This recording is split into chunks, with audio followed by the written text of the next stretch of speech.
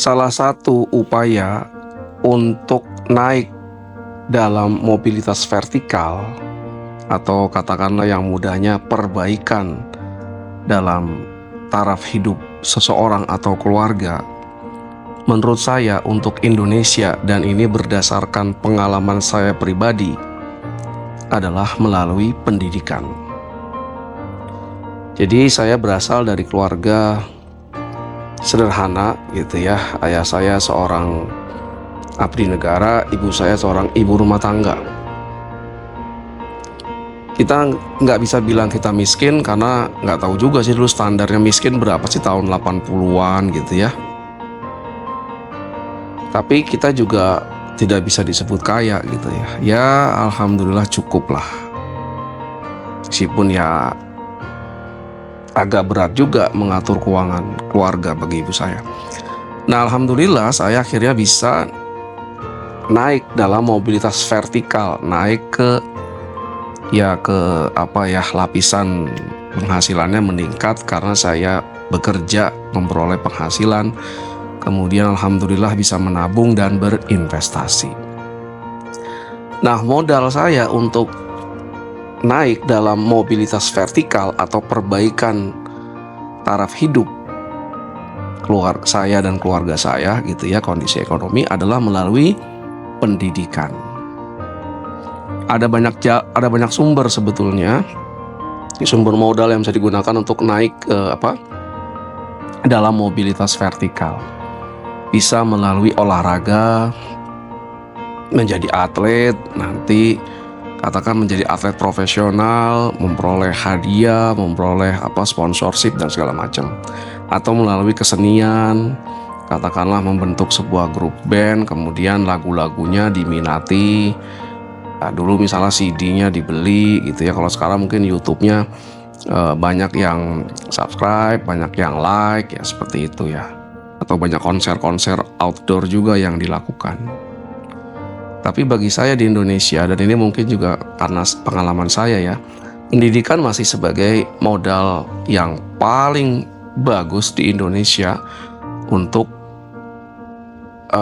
kita bergerak naik ya katakanlah dalam kelas yang ada gitu ya. Ada kelas bawah, kelas menengah, kelas atas. Nah seperti itu ya.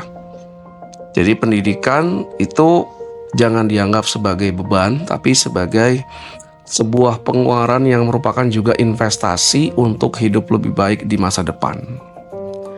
Tidak ada jaminan bahwa dengan memiliki pendidikan yang baik, yang tinggi, nanti hidupnya pasti sukses atau enak. Nggak ada jaminan seperti itu.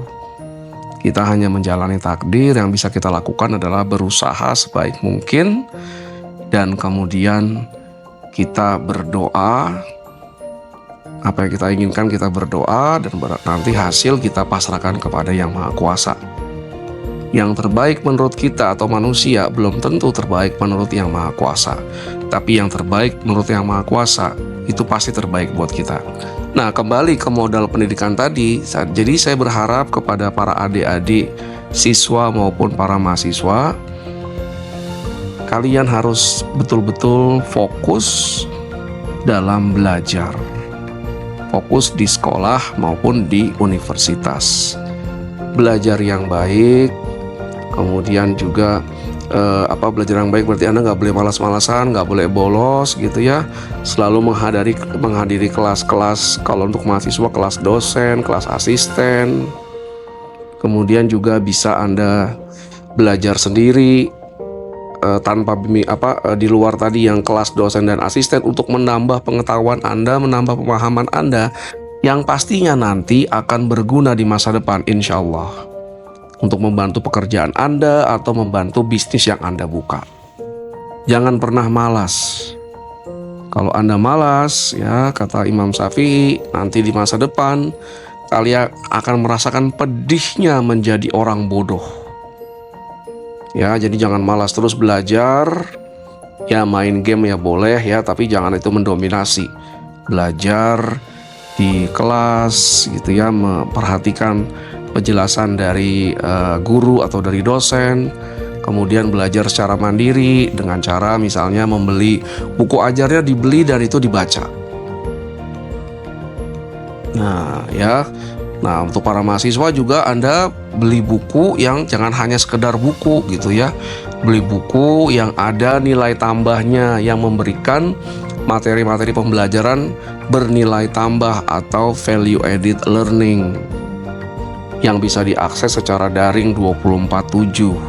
Misalnya buku teks yang digunakan gitu ya untuk mahasiswa akuntansi, katakanlah semester 1 atau semester 2, misalnya buku pengantar akuntansi. Nah, cari buku pengantar akuntansi yang dilengkapi juga dengan e-learning. Di e-learning tersebut nanti Anda bisa akses misalnya ada video pembelajaran tentang konsep yang ada di buku pengantar akuntansi 1 yang memudahkan Anda untuk memahami materi yang sudah dijelaskan oleh dosen dan asisten, atau yang dapat Anda gunakan untuk mengulang kembali untuk lebih memahami materi yang diberikan oleh dosen dan asisten dosen. Terus juga ada latihan-latihan yang bisa Anda kerjakan secara mandiri, nanti ada pembahasan lengkapnya. Dan juga ada soal-soal dalam bentuk esai yang Anda dapat kerjakan untuk membantu Anda memahami kemampuan teknis dalam, katakan di pengantar akuntansi 1 adalah penyusunan laporan keuangan. Apalagi kalau bukunya dilengkapi persiapan menghadapi ujian tengah semester dan ujian akhir semester yang membuat Anda nanti yakin dan percaya diri dalam menghadapi ujian tengah semester dan ujian akhir semester. Nah, jadi kalau Anda menemukan buku yang ada e-learningnya, jangan lupa e-learningnya diakses, dipelajari. Nah, itu adalah upaya Anda untuk berusaha memperbaiki kehidupan lewat jalur pendidikan. Sekali lagi, tidak ada jaminan kalau Anda belajar dengan benar, sekolah dengan benar, kuliah dengan benar, Anda akan jadi orang sukses ke depan. Itu tidak ada jaminan. Tetapi dengan Anda belajar sekolah yang baik tadi, itu memperkuat probabilitas atau kemungkinan Anda memperoleh hidup yang lebih baik di masa depan. Katakan sekarang Anda ada dalam keluarga yang menengah ke bawah atau keluarga yang kurang mampu. Nah, lewat pendidikan nanti Anda bisa meningkatkan taraf hidup keluarga Anda dan Anda sendiri. Jadi ingat, terus berusaha, jangan lupa berdoa dan pasrahkan kepada Yang Maha Kuasa.